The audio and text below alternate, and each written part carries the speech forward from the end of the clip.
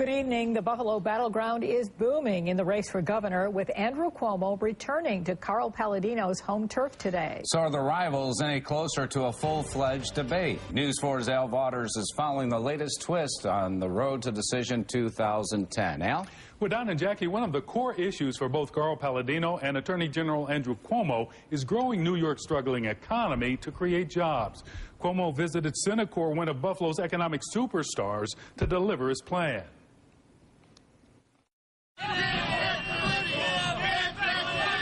As dueling demonstrators supporting Andrew Cuomo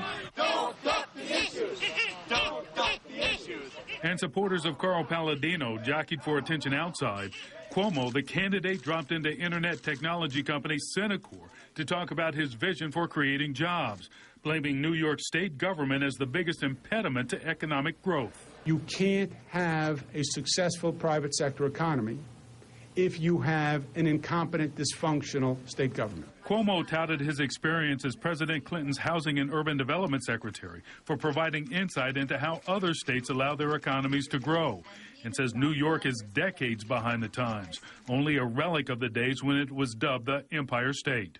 And you have to make it work with integrity. You have to balance a budget. You have to close the deficit. And by the way, you have to do it with no new taxes. But Republican candidate Carl Paladino criticized Cuomo's offering as more of the same. In a written statement today, the Buffalo developer called Cuomo's jobs plan just more empty promises from another career politician who's never created a job in his life.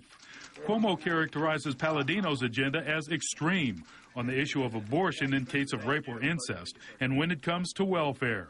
He would take welfare families and send them to work camps in retrofitted prisons. I think that's an extreme position.